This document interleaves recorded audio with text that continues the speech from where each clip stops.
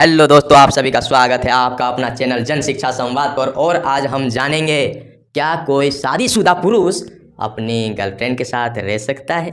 जी हाँ, सही सुने, क्या कोई शादीशुदा पुरुष अपने गर्लफ्रेंड के साथ रह सकता है। ये बात सिर्फ शादीशुदा पुरुष के ही साथ नहीं लागू हो रही है, ये बात शादीशुदा महिला पर भी लागू हो रही है। जी हाँ, एकदम आप सही सुने, ये बात दोनों पर लागू हो रही है, महिला पर भी और पुरुष पर भी। अगर महिला चाहती है कि हम इसके साथ नहीं रहेंगे, यानी अपने पति के साथ नहीं रहेंगे, तो वो नहीं रह सकती, उसका पति जोर जबरदस्ती नहीं कर सकता। अगर कोई पुरुष चाहता है कि हम नहीं रहेंगे इसके साथ, तो वो भी जोर जबरदस्ती नहीं कर सकता, क्योंकि आर्टिकल 21 उसको अधिकार देती है। और अधिकार दिलाया किसने? सुप्रीम कोर्ट ने। ये संविधान में कहीं नहीं लिखा गया है दोस्तों कि आप शादीशुदा होते हुए भी किसी महिला के साथ रहें या फिर अपने गर्लफ्रेंड के साथ रहें, अपने पत्नी को छोड़ के, कहीं नहीं लिखा गया है। लेकिन सुप्रीम कोर्ट ने इसका निर्णय दिया है कि आर्टिकल 21 में आपको व्यक्तिगत स्वतंत्रता देती है। आर्टिकल 21 आपको व्यक्तिगत स्वतंत्रता देती है, इसलिए संविधान ने ये नहीं कहा है कि आप शादीशुदा महिला होकर के भी, आप शादीशुदा पुरुष होकर के भी किसी दूसरे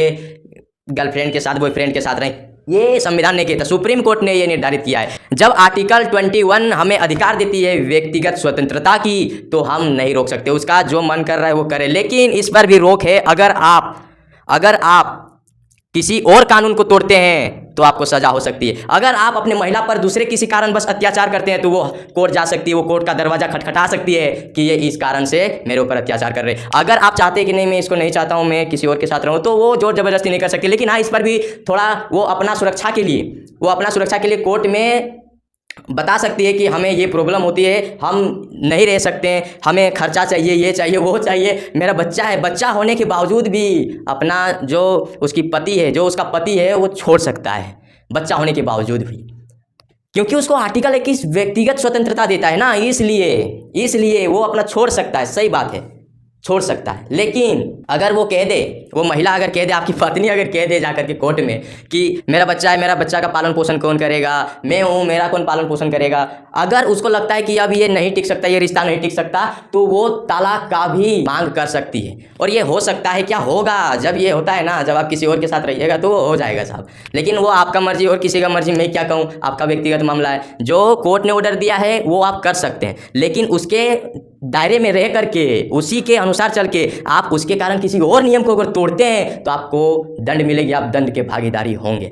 लेकिन ये सब मामला तो बहुत कम ही देखने को मिलती है, किसी का बच्चा हो जाए और अपनी बीवी को छोड़ दे, ऐसा कहीं नहीं हो सकता। और अगर आपके मन में चल रहा है तो मैं हाथ जोड़ के विनती करता हूँ, ऐसा मत कीजिए। व्यक्तिगत मामला आप कानून के तौर पे मैं नहीं बोल सकता, कानूनी के रास्ते में रह करके मैं आपको नहीं बोल सकता कि आप मत कीजिए। आपको अगर लग रहा है तो आप कीजिए साहब, आप कीजिए, लेकिन मैं अपना समझ करके आपको बोल रहा हूँ, ऐसा अगर हो रहा है तो छोड़ दीजिए, मत कीजिए, ठीक है। हाँ, आप अपना बीवी बच्चे के साथ खुश रहिए और अपना इतना बड़ा जो जीवन का वादा किए हैं 7 जन्मों का, उसको निभाइए और खुशी से रहिए। लेकिन आपको आर्टिकल 21 ये स्वतंत्रता देती है, आप अपना कहीं भी जा सकते हैं, घूम सकते हैं, किसी के साथ रह सकते हैं, कोई आपको रोक नहीं सकता, आपका अधिकार बनता है।